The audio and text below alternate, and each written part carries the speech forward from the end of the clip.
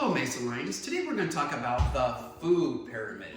And just like a pyramid or a triangle, of course, the bottom is the biggest area. And the biggest area of food that you should be eating is in the grain group. And let's take a look at some of the foods that are in the grain group. These are foods you should consume for breakfast, lunch, and dinner.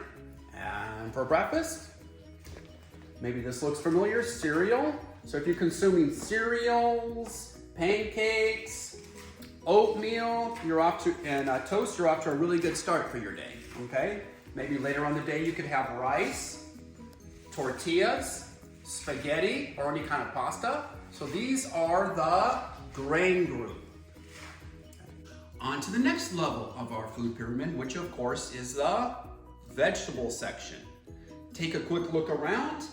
What you want to do on vegetables is to get the most greeny leafy vegetables as possible. As you can see, here's a nice wonderful assortment here.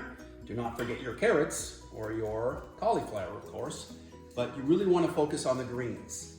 Those are where all the vitamins that your body needs, the cells need those nutrients to keep you running and to keep you moving.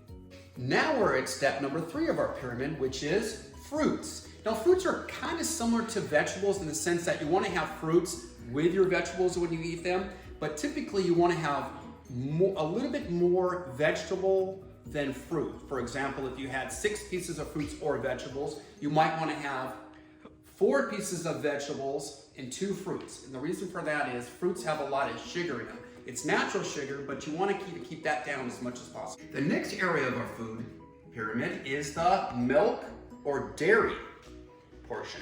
Let's take a look there. We got eggs, cottage cheese, grated cheese, sliced cheese, assorted cheese, yogurt, and milk.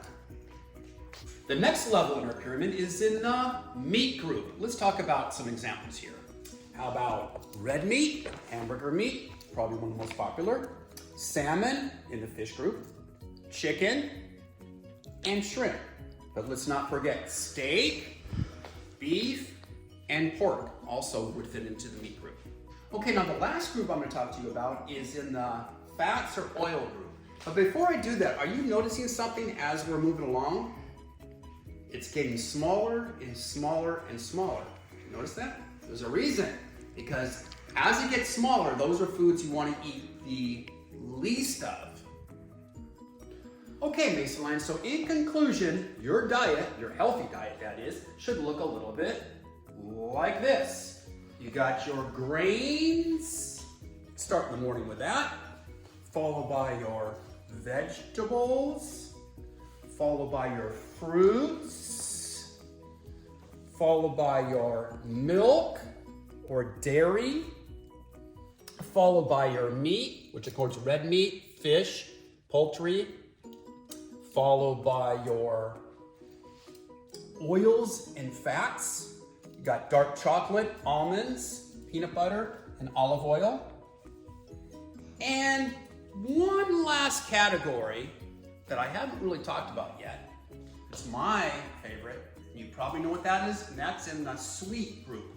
After you're done with all 5 food groups, reach on over and reward yourself with a nice big cookie.